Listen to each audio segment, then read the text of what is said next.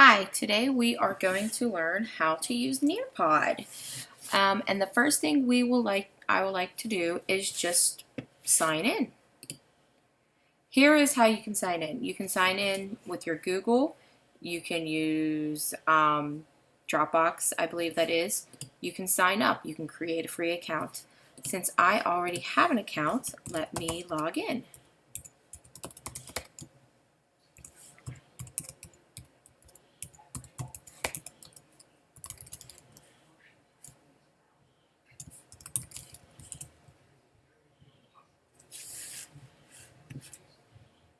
Okay, so here is Nearpod. And Nearpod is just like it says, you're going to take your students on a virtual reality adventure right from your classroom. So Nearpod is kind of like a hyperactive PowerPoint, I like to call it, and that's how I describe it to my students. First, you have a library where you will store all your different types of Nearpods that you have, and you can see that I do have a few right here. A lot of these are ones that I have purchased, and this one here is one that I've actually made. And then, but as you can see, there are many different things, and as you can tell that I am a science teacher. So let's go back to here. So you have your library, and that's where everything's stored. Your Explore is the area where you can search the library for free lessons, or like some of these, you do have to purchase them. And to purchase them, you just kind of click on them, and you see the bundle, and then it'll tell you the price. So let me go back to the back. So again, let me go back to the home button. And then to join, this is if you are looking at somebody else's lesson. They will have a PIN number, and you enter the PIN, and you're able to join their lesson. Create, here's the fun one. This is where you can create your own lesson. As you can see, you can add slides, and you can add as many as you can, and it walks you right through it. You're going to click here to add text, images, quizzes, videos, or any other interactive slides. And that's pretty much what this is. It's an interactive presentation for your students. So let's just add a slide. Okay. Let's just add content. I can add a slide, a video, slideshow, a field trip, audio, PDF, or a live tweet stream. This is actually new. I have not used this part yet. They've just added that. And I think they've just added the field trip.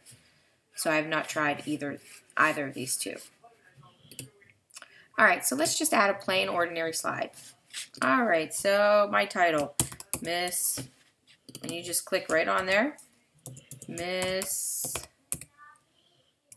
Gregory's Science. And then you'd add what you wanted to do. Say we're doing plate tectonics. And then save it. But as you can see, I could have added text to it. I could have added audio to it. I could have added my own podcast to it. So that's something there. So let's go to another slide. How about we add web content? I can type in a URL. I can type in a YouTube video. I can type in any type of URL I want. I can go to .NASA website and save it. And my web page will be on right there. Let's add another slide. How about an activity? I can do an open-ended question, a poll, a quiz, a draw it. I can do a fill in the blank. I can do a memory test. I can add any one of these things. So let's do an open-ended question.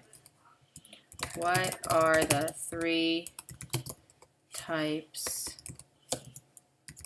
of boundaries? Plate boundaries.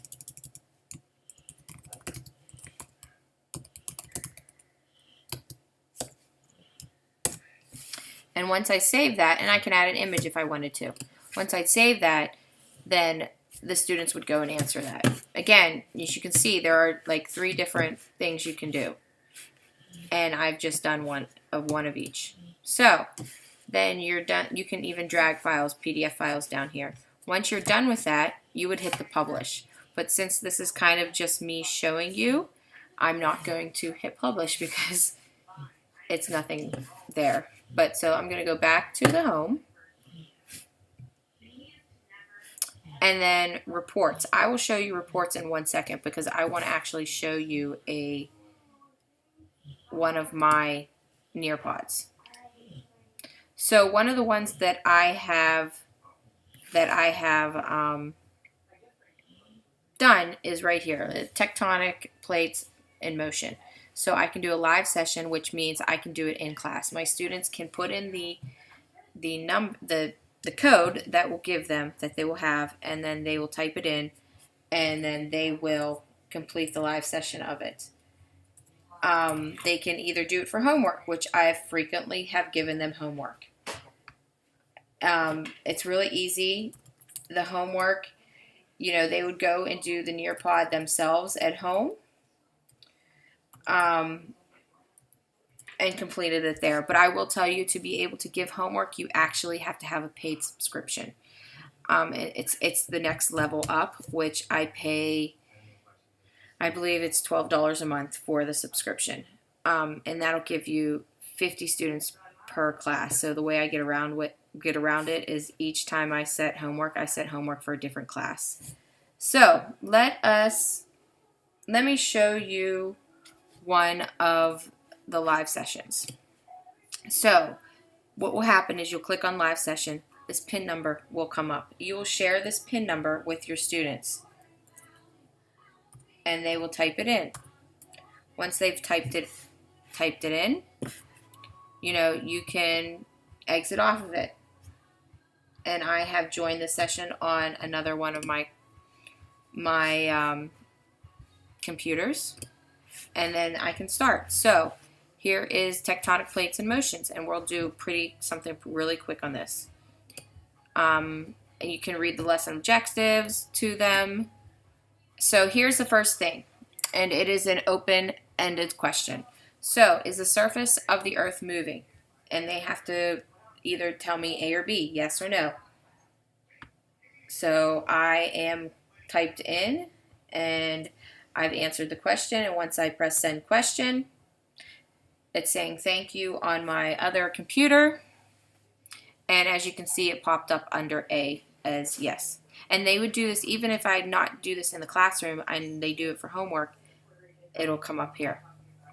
So the next thing, you can go over this with them. They can take notes on this. You can have a note page in front of them where they have to answer questions with this slide. So what is tectonic plates? You can read it to them. They can read it themselves because they have it right in front of them on their own device.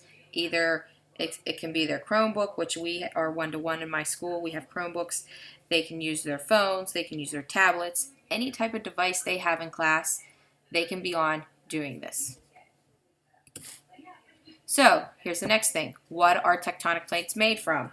And this would be an open-ended class. It could be rocks and minerals. Once they, you'll see my answer come up.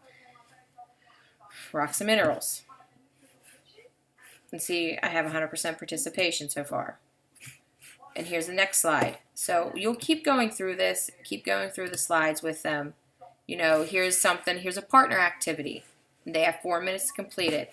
They're going to discuss with the partner how convection takes place in the Earth's mantle. After discussing it with the partner, they have to illustrate to explain how the convection takes place in a mantle. I'm not going to show you this because this would take a while, but as you can see that, I can put some things on here and draw something and then send it. So yeah, I can be done. And it's awaiting my drawing.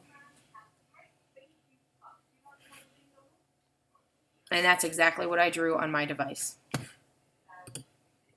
So here's a slideshow. This is the actual slideshow that we just saw. They can go back to seeing if they missed anything on their own, and then they watch the video. I'll skip through that. And then here's a quiz that they would take. And there's 3 questions. You know, and they just keep going through the questions, which I'm doing right now just to get through them, and I'm not even checking to see if I'm correct, just so I can show you what to do. And then I can submit my answers. As you can see, not even checking, I got 2 out of 3 right. So, and that gave me a score of 67. So here, and then there's the end of the slideshow. Here's another quiz that I would take. I'm just going to quickly go through this. And how and why does C4 spreading? Here's another question. And then the end of the show. And this is the thank you button.